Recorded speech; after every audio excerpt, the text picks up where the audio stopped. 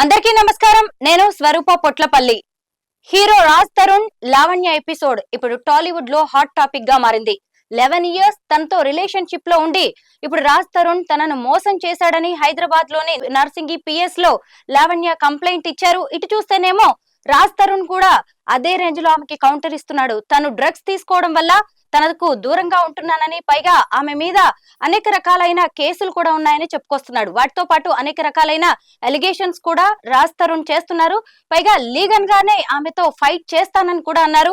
ప్రస్తుతం నాతో పాటు సీనియర్ జర్నలిస్ట్ జగదేవ్ ఉన్నారు. ఆయనతో మాట్లాడి అసలు రాజ్ తరుణ్ ఎపిసోడ్ కి సంబంధించి అనేక ఇంట్రెస్టింగ్ అండ్ సెన్సేషనల్ విషయాలు తెలుసుకుందాం. హలో జగదేవ్ గారు, ఎలా ఉన్నారు? బాగున్నాను. ఒక విమెన్ కోణంలో నేను చూసినప్పుడు, ఎందుకంటే అమ్మాయిది డ్రగ్స్ వ్యవహారం బయటకు వచ్చిందా, పాత పెళ్లి అఫైర్ ఏదో బయటకు వచ్చిందా, తర్వాత ఇంకా ఇంకా ఏవో వ్యవహారాలు ఉన్నాయి ఈ అమ్మాయితో అని, డ్రగ్స్ తీసుకుంటది ముందు ఆమె. అలాంటివన్నీ బయటకు వచ్చి ఆమె ఎక్కువ బ్లేమ్ అవుతుంది కదా. పెళ్లి జరుగుద్దా ఇప్పుడు? ఎవరన్నా ఇలాంటి అమ్మాయిని చేసుకోని రాజ్ తరుణ్ కి మనం చెప్పగలమా? పోలీసులు చెప్తారా అసలు ఇంతకీ? అది మీ ఇద్దరిదమ్మా అంటారు. పైగా ఈ కేసు ఎటుపోతుందో, నిలబడే కేసులా ఇవన్నీ అబ్బాయి రేపు ఎవిడెన్స్లు చూపిస్తే? అదే అంటున్నాను కదండి. ఇప్పుడు ఎంత రభస చేసుకోవడం వల్ల అల్టిమేట్ గా అమ్మాయికి ఇబ్బంది. ఒక యాజ్ ఏ ఫిమేల్ గా మనం ఎంత నిర్భయ చట్టాలు అమ్మాయిలకి స్వేచ్ఛలు వచ్చినా కూడా ఎంతో కొంత పురుషాధిక్యత ఉన్న సమాజమే మంది. మనం అది యాక్సెప్ట్ చేయాలి. యాజ్ ఏ మేల్ గా కూడా నేను యాక్సెప్ట్ చేస్తున్నా, ఒప్పుకుంటున్నా. అంటే అలా అని కొన్ని నిర్భయ చట్టాలు వచ్చాక ఇటు అమ్మాయిలు కూడా చాలా మంది ఇబ్బంది పెట్టిన సందర్భాలు ఉన్నాయి. మీరు చూస్తే ఇవాళ రేపు ఆఫ్టర్ నిర్భయ చట్టం తర్వాత విడాకుల కేసులు ఎక్కువైపోతున్నాయంట. ఎందుకు ఎక్కువైపోతున్నాయంటే నోబడీ జస్టిఫై. ఎందుకంటే చెప్పలేకపోతున్నారు. ఈవెన్ నేను కల్లారా చూసింది, నా మిత్రుడిది ఒకటిది చూస్తే అబ్బాయి చాలా మంచివాడు, బట్ ఇద్దరు వెళ్తే జడ్జి అమ్మాయి వైపు చూస్తుంది కానీ ఈడి వైపు చూడట్లేదట. నీదే ప్రాబ్లం, నీకు లైఫ్ ఉంది, నువ్వు వాడు ఏదైనా తేడా చేస్తే చెప్పు, ఇక్కడే వాడు తొక్క తీసేస్తా, ఇట్లాగా మాట్లాడుతుందట జడ్జి. ఫీమేల్ అంటే ఉండే సింపతి అయినా ఆమె నాకు వాడు వద్దండి, వాడు అంటే ఎంత ఓపెన్ గా చెప్తున్నారంటే వాడు సంసారానికి పనికిరాడు అన్నట్టుగా చెప్తున్నారు. అంటే ఆ మాట చెప్పడానికి కూడా సిగ్గుపడట్లేదు వాళ్ళు. అంటే ఇంకొక ఎవరో పరిచయం అయ్యారో, లేదా ఇంకో లైఫ్ కావాలనుకుంటున్నారో, సంథింగ్ విదేశాలకు ఇది మాత్రం నేను చెప్పగలను. ఎందుకంటే ఇప్పుడు వచ్చిన టెక్నాలజీ కావచ్చు, రిలేషన్స్ కావచ్చు, ఫ్యామిలీ ఎమోషన్స్, వీటన్నిటిని చూస్తే ఎవరు కూడా లాంగ్ రన్ లో ఒకే వ్యక్తితో కలిసి ఉండడానికి, అటు ఫీమేల్ కావచ్చు మేల్ కావచ్చు అండి, ఇలాంటివి. మీరు ఇంకొక ఎపిసోడ్ గురించి మనం మాట్లాడుకోవాలి. రీసెంట్ గా బాగా ట్రెండింగ్ లోకి వచ్చింది చందు, పవిత్ర జయరామ్, శిల్ప ఎపిసోడ్ చూసారా? సీరియల్స్ ఎన్ని బయటకు వచ్చాయి కాబట్టి ఇవన్నీ మనం మాట్లాడుకుంటున్నాం తప్ప ఇంకా చాలా మంది చూడండి. మళ్ళీ మీరు అన్నట్టు ప్రేమకి వయసుతో పని లేదన్నట్టుగా ఆమెకి ఇద్దరు పిల్లలంట, ఆమె 50+ అంట, ఈయన ఒక 40+, ఈయనకి ఫ్యామిలీ ఉంది, పిల్లలు ఉన్నారు, ఆమెకి పెద్ద పెద్ద అమ్మాయిలు ఉన్నారు. అసలు అది కాకుండా మొన్న దర్శన్ ఘటన చూసారుగా కర్ణాటకలో, అది మరీ టూ మచ్. అది మర్డర్ కేసు అసలు ఎటుపోతుందా అనిపిస్తుంది. అసలు ఇంకా పోను పోను మన నెక్స్ట్ జనరేషన్ పిల్లలు ఇంకిన్ని దారుణాలు చూస్తారో. మీరు అన్నట్టు పోనీలే, కాంప్రమైజ్, సర్దుకుపోదాం అని లేదు. అసలు అంతెందుకండి, చిన్నప్పుడు నేను స్కూల్కి వెళ్ళేటప్పుడు మాస్టర్ కొడితే నేను ఇంట్లో చెప్పేవాడిని కాదు. ఒకసారి ఇట్లాగే కొడితే కాపర్ రింగ్ ఉండేది నాకు, అది కట్ అయిపోయి గుచ్చుకుంది నాకు. గుచ్చుకుంటే ఇంట్లో తెలిస్తే సైలెంట్ గా తీసి తింటుంటే మండిపోతుంది అన్నాను అనమాట. అంటే మా అమ్మ ఏమైందా అంటే ఇలా గుచ్చుకుంది, ఏమైంది అంటే మా అక్క చెప్పేసింది మాస్టర్ కొట్టారంట.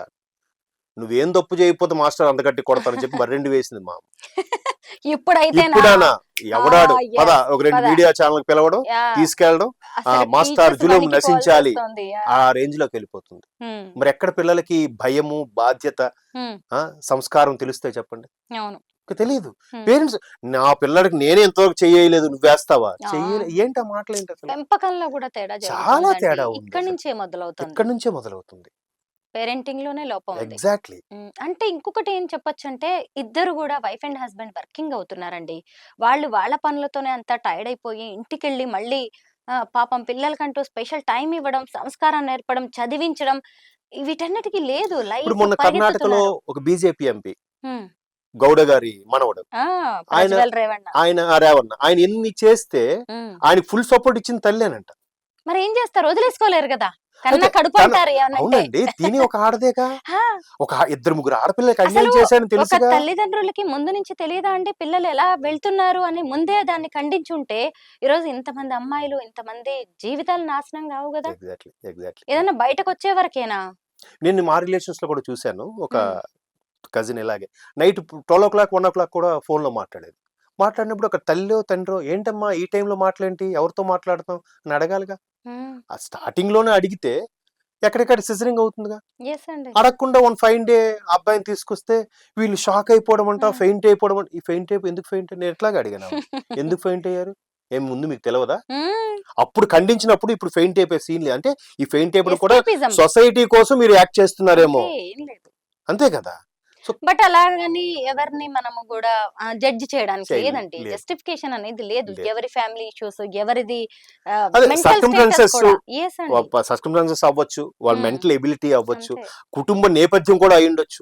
ఉమ్, ఇప్పుడు మీరు అన్నట్టు ఆ తల్లి ఎందుకు అడగలేకపోయిందంటే, ఏమో ఆ ఉమ్, కూతురు మీద ఆధారపడింది అనుకో, కూతురు ఎస్. జీతం మీద ఆధారపడింది అనుకోండి, తల్లి ఏమని ప్రశ్నిస్తుంది కూతుర్ని, ఉమ్.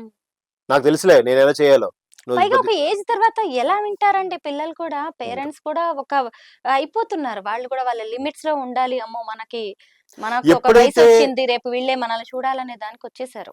ఎప్పుడైతే ఉమ్మడి కుటుంబాలు అట్లా బైఫిరికేట్ ఉమ్, అయిపోయాయో, ఇంకా బాధ్యత, గౌరవం ఇవ్వాలి, పెద్దల పట్ల రెస్పెక్ట్ లేదు, ఈ టైం కల్లా తిని పడుకోవాలి, ఈ టైంలో పొద్దున్న లేవాలి అని ఇంకా అవి లేవు. ఉమ్. ఎవరిష్టం, యథా రాజా తథా ప్రజ అన్నట్టు మా ఇష్టం అంతే. ఇక్కడ లావణ్య ఎపిసోడ్ లో అసలు ఈ లావణ్య ఎవరు, ఫ్యామిలీ బ్యాక్గ్రౌండ్ ఏంటి, ఈమె ఏం చేస్తుంటది అనే దాని గురించి కూడా పెద్దగా ఇన్ఫర్మేషన్ బయటికి రావట్లేదు. అవునండి, నేను ఎంతకీ రాజ్ తరుణ్ కంప్లైంట్ దీని మీద ఫోకస్ అంటే ఎంతకీ రాజ్ తరుణ్ మీద ఫోకస్ చేస్తున్నారు. చెప్పాను కదండి స్టార్టింగ్ లోనే, ఉమ్, ఇండస్ట్రీ పర్సన్ అనేసరికి జనరల్ గా అన్ని ఇండస్ట్రీలో ఉండేవే, ఉమ్, కాకపోతే ఫిల్మ్ ఇండస్ట్రీ అనేసరికి మరి కాస్త భూతద్దాలు పెట్టి అంతే. చూడడం వల్ల ఉమ్, జరుగుతుంది. మీరు ఉమ్, అన్నట్టు ఉమ్, నడుస్తుంది ఇష్యూ. ఉమ్, అప్పటికి ఈ లావణ్య ఎవరు అని ఇద్దరు ముగ్గురు మిత్రులు కూడా వాకప్ చేస్తే ఎక్కడ ఏం లేదు. ఉమ్, జస్ట్ ఆమె ఏదో స్టేజ్ షోస్ గట్రా చేసేది, ఇప్పుడు ఏమైనా యాంకరింగ్ గట్రా చేసేది, ఇట్లా పెద్ద పెద్ద వాళ్ళతో పరిచయాలు ఉన్నాయి అనే విషయమే తెలుసు తప్ప. అలాగని మాల్వి గురించి చూస్తే ఉమ్. ఆమె చాలా పంజాబీ ఫోక్ సాంగ్స్ ఆల్బమ్స్ చేసింది, తర్వాత షార్ట్ ఫిల్మ్స్ చేసింది, ఉమ్. హిందీ సినిమాల్లో ఆ అమ్మాయికంటూ ఒక చేసినట్టు ఐడెంటిటీ ఉంది. ఐడెంటిటీ ఉంది. నేను మీకు ఇక్కడ ఇంకో విషయం చెప్పాలి. డ్రగ్స్ టాపిక్ వచ్చింది కాబట్టి నేను చెప్తున్నాను. రీసెంట్ గా మేము ఢిల్లీలో సీఎం రేవంత్ రెడ్డి గారితో మేము చిట్ చాట్ లో కూర్చున్నప్పుడు జర్నలిస్టులం, ఆయన కొన్ని విషయాలు చాలా చెప్పారు. డ్రగ్స్ మీద ఉక్కు పాదం. ఇదంతా ఇంకా బయటికి రావట్లేదు గానీ ఒక్కొక్క ఇన్సిడెంట్ బయటకొస్తే అసలు తెలంగాణ ప్రభుత్వం, సీఎం రేవంత్ రెడ్డి గారు ఎంత సీరియస్ గా ఉన్నారో తెలుస్తుంది. ముఖ్యంగా లావణ్య లాంటి అమ్మాయిలు, హేమ లాంటి ఆర్టిస్టులు తెలుసుకోవాల్సిన విషయం ఇదే. ఎందుకంటే కొన్ని డాగ్స్ కి డ్రగ్స్ ని పట్టుకుని డ్రగ్స్ తీసుకున్న వాళ్ళని, లేదంటే ఏ పబ్బులోకైనా ఇలాగా పోలీస్ జాగిలాలని ఉమ్, స్క్వాడ్స్ ని వదిలేయబోతున్నారు. డాగ్ స్క్వాడ్స్ ని ఉమ్, వాళ్ళే వెళ్ళి ఎక్కడ డ్రగ్స్ ఉన్నాయో పట్టుకొచ్చేస్తాయి అవే డాగ్స్. అవును, మళ్ళీ అలాగే ఆ మనుషులు ఎవరు తీసుకున్నారో తీసుకొచ్చేస్తాయి. అవును, ఇవన్నీ చాలా సైలెంట్ గా జరగబోతున్నాయండి. ఎందుకంటే ఏదో అనుకుంటున్నారు ఇన్ని రోజులు ఒక హయ్యర్ సర్కిల్ కే ఈ డ్రగ్స్ అనేవి పరిమితం అయిపోయి ఉండే పబ్స్. కానీ అవును. ఇప్పుడు జస్ట్ ఒక మిడిల్ క్లాస్ లెవెల్ కి కూడా, ఇప్పుడు లావణ్య అనే వ్యక్తి కూడా ఎవరో కాదు, హై క్లాస్ నుంచి లగ్జరియస్ నుంచి వచ్చిన లైఫ్ నుంచి వచ్చిన అమ్మాయి కాదు, ఒక కాదు, మిడిల్ క్లాస్ అమ్మాయి. ఇలాంటి వాళ్ళందరూ కూడా రేపు డ్రగ్స్ బారిన పడుతున్నారంటే ఇది చిన్న విషయం కాదు. అసలు చర్చించాల్సిన అంశం రాజ్ తరుణ్ కంటే కూడా ఈ డ్రగ్స్ ఇష్యూ. డ్రగ్స్ ఓ విషయం. ఎస్, మిడిల్ క్లాస్ అమ్మాయి ఇంకా డ్రగ్స్ కేసులో ఇరుక్కోవడం ఏంటంటే 43 days జైల్లో ఉండి రావడం ఏంటి, మళ్ళీ బయటకు వచ్చి ఈ డ్రామాలు ఇవన్నీ కూడా. అసలు అట్లా నేర చరిత్ర బ్యాక్గ్రౌండ్ ఉన్న వాళ్ళు వచ్చినప్పుడు ఫస్ట్ వాళ్ళు కంప్లైంట్ ఇస్తే వాళ్ళ పూర్వాపరాలు పరిశీలించే కంప్లైంట్ తీసుకోవాలి అసలు. మళ్ళీ ఇంకోటి ఏంటంటే వాటిని బేస్ చేసుకొని దీన్ని కూడా లైక్ చేయలేము. అది అంతే కూడా కదా ఒక మ్యాటర్. మ్యాటర్ అదే, అంటే మనకు ఆ ఫీలింగ్ వచ్చేస్తుంది. ఎస్ ఎస్ అరే అట్లా డ్రగ్స్ అలవాటు ఉండి ఏదైతే రాజధాని చెప్పాడో మొదటి నుంచి కూడా ఉంది ఈ అమ్మాయి, కానీ అవును. ఇప్పుడు నమ్మాల్సి వస్తుందిగా. ఆ, ఆల్రెడీ డ్రగ్స్ లో అరెస్ట్ అయ్యి 43 రోజులు జైల్లో ఉండి వచ్చిందామంటే ఇప్పుడు రేపు ఓకే. ఎన్నిసార్లు పోలీస్ స్టేషన్ కి అటు ఇటు తిరిగినా కానీ పోలీసులు కూడా నువ్వే ఇక మన మాటలు ఎందుకు కానీ Yes. నువ్వెంత చాలా కరెక్ట్ అమ్మా చీప్ అని గా ఆ చూస్తారు. కూర్చో చూస్తాంలే పిలుస్తాంలే ఇలాంటిది ఉంటుంది. అమ్మాయిలు కూడా ఒక క్యారెక్టర్ డెవలప్ చేసుకోవాలి. నేనైతే ఇదే చెప్తున్నా. లావణ్యాన్ని ఉద్దేశించి మనం మాట్లాడట్లేదు. లేదు, ఎవరైనా ఎవరైనా, అది అమ్మాయిలని కూడా కాదు, అబ్బాయిలు కూడా ప్రతి ఒక్కరికి క్యారెక్టర్ అనేది చాలా ముఖ్యం. చాలా డ్రగ్స్ ఇంపార్టెంట్, వ్యసనాల చాలా విషయంలో ఇంపార్టెంట్. చాలా జాగ్రత్తగా ఉండాలి. అండ్ మోర్ ఓవర్ మీరు అబ్జర్వ్ చేస్తే ఇప్పుడున్న సొసైటీ పరిస్థితుల్లో అబ్బాయికి ఫర్ ఎగ్జాంపుల్ వాడు బాగా విచ్చలవిడిగా తిరుగుతున్నాడు అనుకోండి, ఉమ్. ఆడికేంట్రా సంపాదిస్తున్నాడు ఎంజాయ్ చేస్తాడు అంట. అమ్మాయి తెచ్చి అదే పెడుతున్నారు. అమ్మాయికి విషయంలో అట్లాగే ఆమె ఉమ్. చేస్తే క్యారెక్టర్ లేదనేస్తారు. అవునండి. చూడండి, ఇంకా ఎంత టెక్నాలజీ ఎంత అప్గ్రేడ్ లోకి వచ్చినా కూడా అమ్మ బాబు అలా పెంచారనేస్తారండి. అనేస్తారు చూసారా. ఈమె చేసిన తప్పు పనికి కూడా మళ్ళీ తల్లికే మాట, ఉమ్, తల్లి తండ్రికే మాట పెడుతున్నారు. ఉమ్. అంటే అబ్బాయికి మాత్రం వాడేంట్రా రేపు పోటుగాడురా. ఇదే అమ్మాయి కావచ్చు, ఇదే అబ్బాయి వాళ్ళ పిల్లల మీద కూడా ఈ పేరెంటింగ్ అనేది అక్కడేనండి ఇంకో జనరేషన్ కూడా వీళ్ళు నాశనం చేసేది. చేసేది ఎస్. కరెక్ట్ కదా. అప్పుడు ఏముంటుంది, ఒకవేళ పిల్లడికి తండ్రి చెప్తే వెంటనే ఆ ఇల్లాలు ఏమంటుంది తెలుసా, అక్కడ ఎదురుగా అనకూడదు, తర్వాత నచ్చ చెప్పుకోవాలి. పిల్లడు ఎదురుగానే నువ్వు గొప్ప చేసావులే ఆడికి చెప్పడానికి అంటే, ఆ పిల్లడు తండ్రికి ఎందుకు భయపడతాడు? వస్తుంది. ఈక్వాలిటీ లేదు లేదు. ఫ్యామిలీలోనే. అది తల్లి గాని తండ్రి గాని మందలించేటప్పుడు, తల్లి మందలించేటప్పుడు తండ్రి సైలెంట్ గా ఉండాలి, తండ్రి మందలించేటప్పుడు తల్లి సైలెంట్ గా ఉండాలి. వెంటనే కొడుకు అనేసరికి తల్లి కడుపు తీపి ఒప్పుకోలేక నువ్వు గొప్ప చూసావులే, అది తప్పు. ఆ వెర్షన్ లోకి వెళ్ళడం వల్ల మీరు అన్నట్టు పక్కదో పడుతుంది, వెచ్చవిడితనం పెరిగిపోతుంది. అండ్ మోర్ ఓవర్ భయం అనేది ఉంటేనే బాధ్యత తెలుస్తుందండి. భయం అనేది లేదు.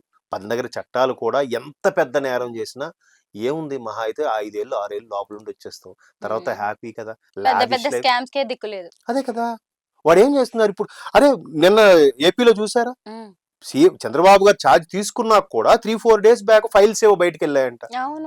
ఎవరు ఇచ్చుంటారు? మేబీ గత ప్రభుత్వం వాళ్ళు ఏదో ఇచ్చి నువ్వు రారా నీకు ఎంత ఇస్తామనంటే వాడు పోతే పోయింది జాబు, ఒక 5 ఏళ్ళు జైల్లో ఉంటా, తర్వాత ఎప్పుడు ఇన్ని కోట్లు సంపాదించుకుంటానా లైఫ్ లో, హ్యాపీ కదా. ఇంకా ఉద్యోగంతో పని లేదు వాడికి. అంటే అట్లాంటి ధోరణిలోకి వెళ్ళిపోతున్నారు. అంటే ఎథిక్స్, అయ్యో దీనివల్ల నేను ఎంతమందికి నష్టపరుస్తున్నాను, దీనివల్ల ఎంతమంది ప్రజలు ఇబ్బంది పడుతున్నారు, ఆ ఫీలింగ్స్ ఆ థాట్స్ రావట్లేదు కాబట్టి ఇప్పుడు లావణ్య లాంటి వాళ్ళు నా వల్ల వాడేం సఫర్ అవుతుంది, నాకేంటి, నేను హ్యాపీగా ఉండాలి, నేను బతికినంతకాలం హ్యాపీగా రీచ్ అవ్వాలి, ఒకసారి కొడితే కుంభస్థలాన్ని కొట్టాలి, సెటిల్ అయిపోవాలి. మరి అలా తెగించిన వాళ్ళే ఇలా బయటకు వస్తారు. లేదంటే ఎంతో మంది మధ్యతరగతి అమ్మాయిలు నలిగిపోయిన వాళ్ళు లేరా, కొంతమంది ఊరు విడిచి పారిపోయిన వాళ్ళు ఉన్నారు, కొంతమంది మనస్తాపంతో సూసైడ్ చేసుకున్న వాళ్ళు ఉన్నారు. అవన్నీ రోజు చూస్తున్నాం. కాకపోతే మళ్ళీ మనం ఇట్లా చర్చించుకోవడం, అయ్యో అనుకోవడం, 4 గోడల మధ్యనలుగా విచారించడం తప్ప ఏమీ చేయలేం. ఎవరికి వాళ్ళు తెలుసుకోవాల్సిందే తప్ప ఎవరికెవరు చెప్పినా మీరు అన్నట్టు మళ్ళీ పరిస్థితులు, సర్కమ్స్టాన్సెస్, కుటుంబ నేపథ్యం ఇవన్నీ వస్తాయి. కాబట్టి ఎవరిని గైడ్ చేయలేం, ఎవరిని జస్టిఫై చేయలేం. అవునండి. థ్యాంక్ యూ జగదేవ్ గారు. లావణ్య రాజ్ తరుణ్ కి సంబంధించి చాలా ఇంట్రెస్టింగ్ విషయాలు మాతో షేర్ చేసుకున్నారు. Thank you so much. Thank you అండి.